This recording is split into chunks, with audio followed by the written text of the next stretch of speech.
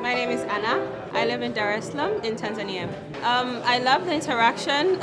The presenter, I think she did a very good job, and the guests that you had, them sharing and being very honest about their story. I think it was Andrew from Vinjari. Yes. I think he was very down to earth. He was very honest, and he shared the ups and the downs.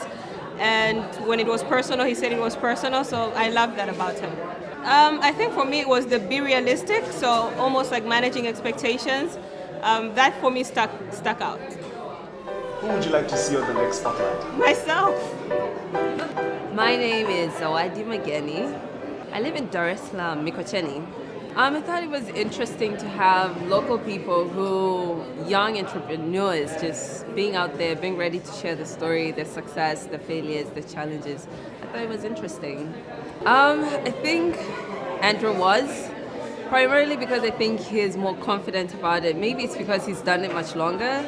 So he's really had his hands on into his business and the ins and outs of it. So it was really nice to hear him speak about it so open and be so honest about it.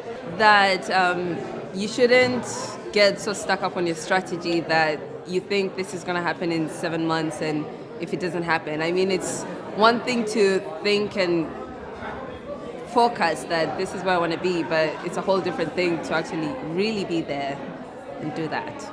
Myself, I think I'm pretty awesome, but that's my opinion, so it wouldn't bother. Bye. Peace. I really liked how it's very candid, it's very casual. You get everybody just shows up and you get to discuss about, you get to know big people as them, as opposed to actually getting to know somebody, a big boss, as you meet them face to face. So it's almost as if like you get to see these big CEOs as people, not as, company managers or whatever. Yeah, so it was nice. It was chill, and you get free beer. This is my third Ndovu spotlight that I've been to, so it's really, other than the fact that my sister's running it, it's my cup of tea. It's my kind of joint. I like this environment, and the networking is just beautiful. Yeah, all has something to bring to the table. I like the fact that I'm really bad with names.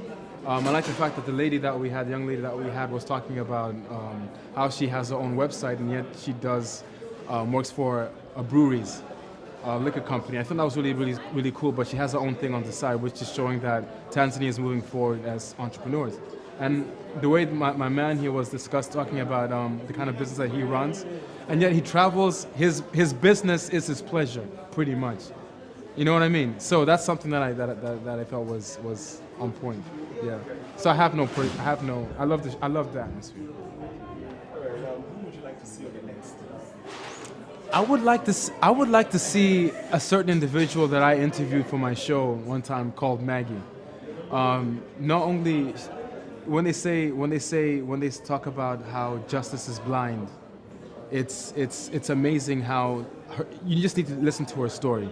She is a phenomenal lawyer who actually spent so much time reading that she was told to stop reading because she reads too much.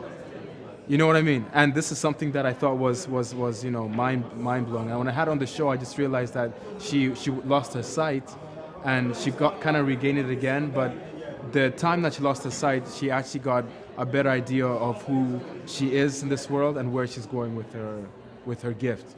So it's not, a lot of people will see like blindness as a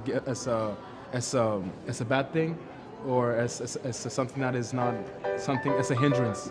But she actually uses this as a strength. Like, she uses this to actually teach other women who are in the situation what to do as a lawyer as well, not just any average lawyer.